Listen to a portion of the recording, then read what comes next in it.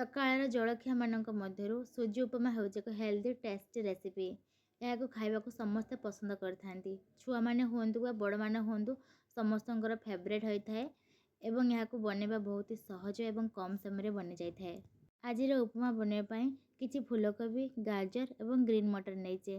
ତାକୁ ଆମେ କଢ଼େଇରେ ଅଳ୍ପ ସମୟ ପାଇଁ ଫ୍ରାଏ କରିନେବା। ଅଳ୍ପ ହାଲକା ତେଲ ନେଇ ଆମେ ତାକୁ ଫ୍ରାଏ କରିବା, ଯେମିତିକି ତା'ର କଞ୍ଚା ସ୍ମେଲ୍ ହଟିଯିବ ଏବଂ ଉପମାରେ ମଧ୍ୟ ତା'ର ଟେଷ୍ଟ ଭଲ ଭାବରେ ଆସିବ।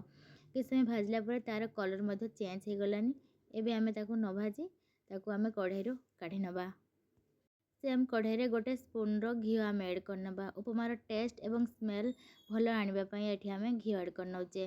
ଘିଅ ମେଲ୍ଟ ହେବା ପରେ କିଛି ଭୃସୁଙ୍ଗା ପତ୍ର ଏବଂ କିଛି ଜିରା ଦେଇଦେବା। ଭୃସୁଙ୍ଗା ପତ୍ର ଏବଂ ଜିରା ଭଲସେ ଫୁଟି ଆସିଲା ପରେ ଆମେ ଫ୍ରାଏ କରି ରଖିଥିବା ଭେଜିଟେବୁଲ୍କୁ ତା ଦେହରେ ଆଡ଼୍ କରିନେବା।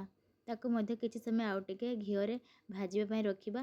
କିଛି ସମୟ ଭାଜି ଗଲା ପରେ ଏବେ ଆମେ ତା ଦେହରେ ସୁଜି ଆଡ଼୍ କରିବା। ସୁଜି ମୁଁ ଏଠି ପତଳା ଦାନା ନେଇଛି। ଉଭୟ ମୋଟା ଏବଂ ପତଳା ସୁଜି ଦାନାରେ ସୁଜି ଉପମା ବନିଥାଏ। ମୋଟା ଦାନାରେ ସୁଜି ଉପମା ଅଧିକ ଫୁଲିଥାଏ।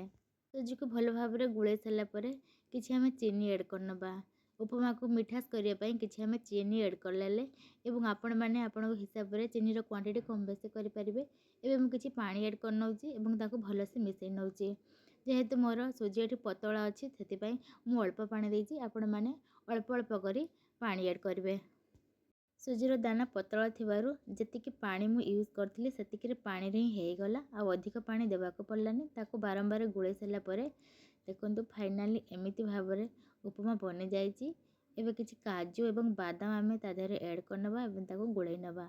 ମୁଁ ଯେମିତି ଝୁରଝୁରିଆ ରଖିଛି, ଆପଣମାନେ ଯଦି ଚାହିଁବେ ୟାକୁ ଗେଲାଳିଆ କରିବା ପାଇଁ ତ ଅଳ୍ପ ଟିକେ ପାଣି ମଧ୍ୟ ଛିଟିକା ଦେଇପାରିବେ। ଦେଖନ୍ତୁ କେତେ ସୁନ୍ଦର ବନିଯାଇଛି।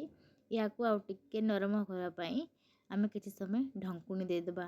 କିଛି ସମୟ ଢଙ୍କୁଣି ଦେଲା ପରେ ଦେଖନ୍ତୁ ଏକଦମ ପରଫେକ୍ଟ ନରମ ଝୁରଝୁରିଆ ଉପମା ମୋର ବନିଯାଇଛି। ଆପଣମାନେ ବି ଥରେ ଏମିତି ମୋ ଉପରେ ଟ୍ରାଏ କରନ୍ତୁ। ଭିଡ଼ିଓଟି ଭଲ ଲାଗିଥିଲେ ପ୍ଲିଜ୍ ଲାଇକ୍, ସେୟାର, ସବସ୍କ୍ରାଇବ୍ ଜମାରେ ଭୁଲିବେନି।